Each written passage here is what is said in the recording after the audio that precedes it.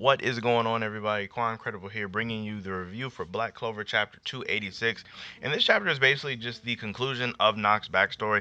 Lots of really good information here, as well as something concerning something Yami said that I will get into later.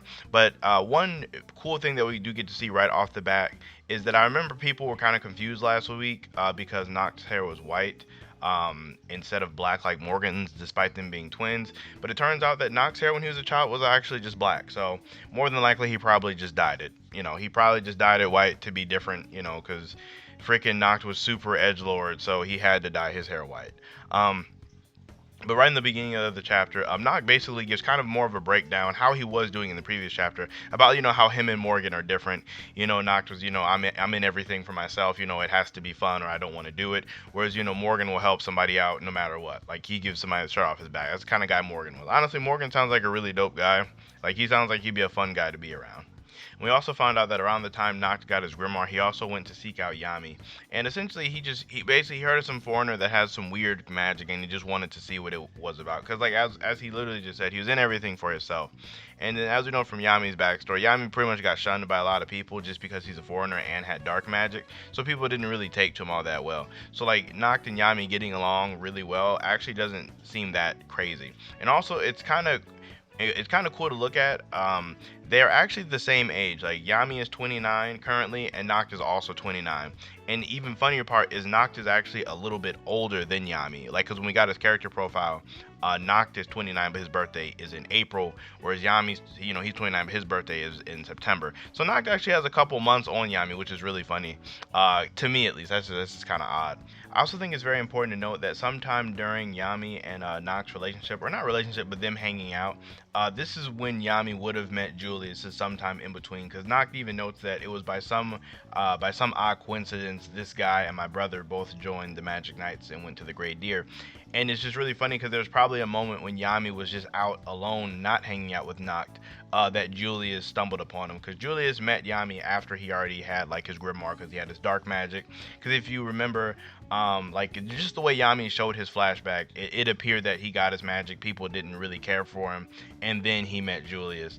But it's funny because I guess like before that is when he was running with Noct. And honestly, the way that Tabata kind of like is layering Yami's backstory in the actual story is kind of dope to see. And then, of course, we get the small tidbit of, Morgan helping Yami fit in. I know we were talking about this on the podcast on Thursday, and I wanted to bring it up in my video. In case anyone was wondering where was William at, or where is William at all, one thing to take note of is that Yami is a decent bit older than William. I want to say William's 26. I may have to double check that one, but I am pretty sure William is 26. So Yami being 3 years older than him, meaning that if they joined when they were 15, sometime around the time they got their like grimoires, because like from at least how it goes, it sounds like you get your grimoire and then you wait a couple months and then you join, so you can learn some spells. Like even like Austin, waited 6 months before they went down there, and even so, it will kind of make sense. But basically, what I'm getting at here is William didn't even have his grimoire yet, so he wouldn't have been in this flashback at all.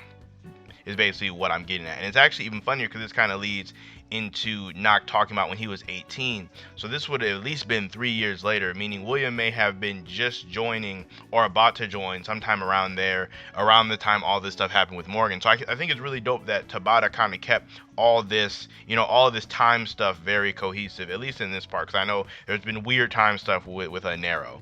But essentially getting into it, Noct becomes the heir of the family, and it's kind of satisfying to him because he finds out that he's not the odd one out. It's really his brother Morgan is the odd one out, since the Foss family is the ones that deal with kind of all this devil, with the devil rituals and devil binding and all this type of dark occult type things. So he felt some type of comfort. I'm assuming that he was the one that actually belonged and not Morgan. And then also the entire realm of this is now open. So like all of this like I wouldn't personally consider this exciting, but all of this exciting new like devil stuff that he could get into was exciting to him. So he was basically all about it, so much that he was even considered like a genius in the Foss family. So I'm assuming Noct was probably one of the best like devil binders or demonology people in his family. For like he was probably one of the better ones, just period, because they were calling him a genius. But we also find out that the underworld is ruled by three devils, those being of gravity, space, and time.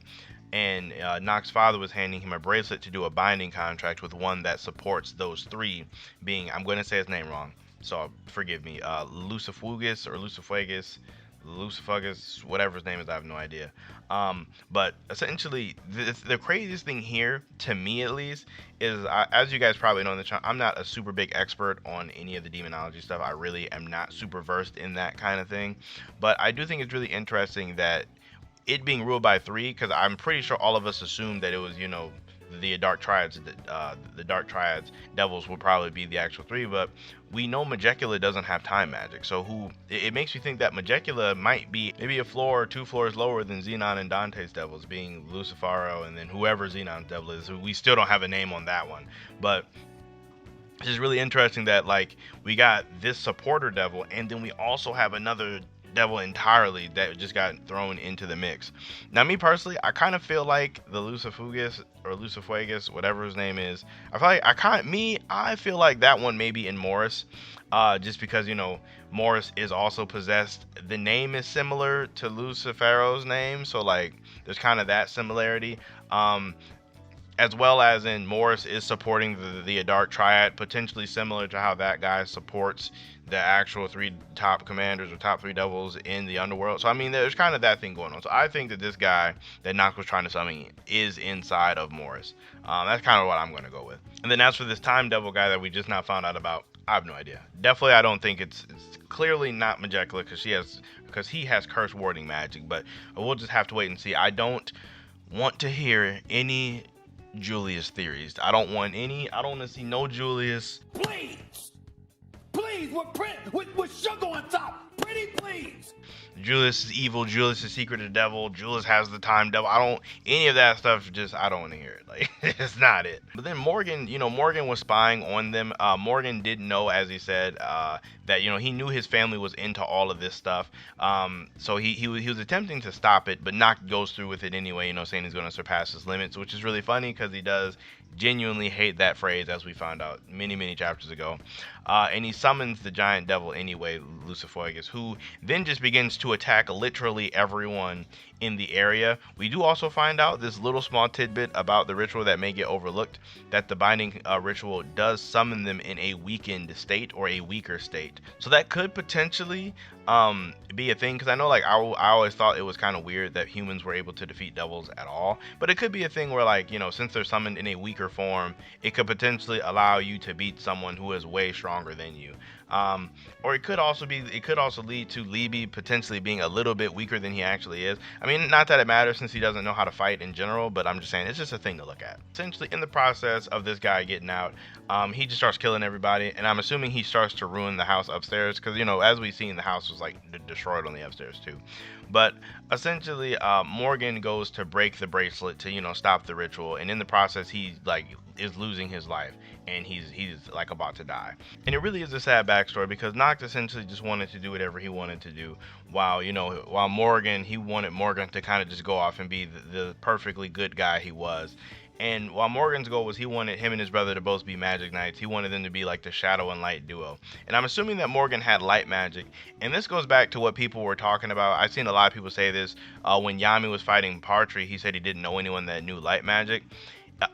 This exact panel that people are seeing, that people are referring to, is being taken out of context. If you literally look at like the page or a couple panels right before then, Yami asks, do I know you? He's asking this to Partry because Partry's key seems familiar, because Partry's key is very similar to William's key. So Yami was asking on that note of, like, his key seems familiar, but I don't know anyone who has light magic.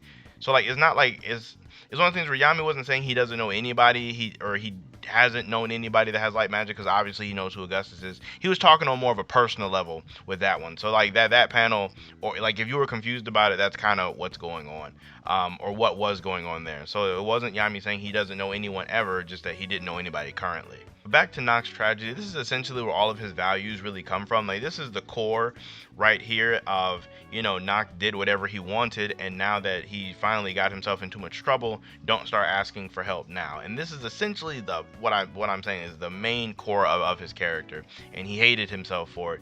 So it makes a lot of sense that he would hate other people that do that, which, as we've seen when he was talking to the Black Bulls, that he really doesn't like people that portray themselves a certain way or do what they want.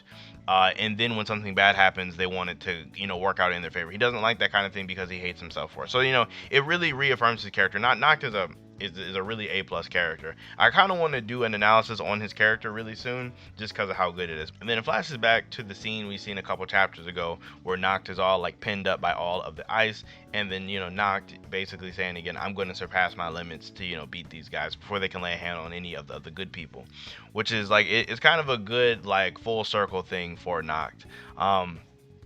And honestly, well, obviously that's the end of the chapter, but honestly, I don't think Noct is going to beat these guys. Even despite all that crazy backstory, I think he's still going to lose. I think Noct might be able to do something that could potentially force these two Twin Devils to take the fight more seriously. Like if they do have a fusion combination form, they would do that. Or if they do have something along those lines to like fight more seriously, I think he may force them to do that. But I don't think Noct is going to get the backstory power of the lots of anime and manga characters get, unfortunately.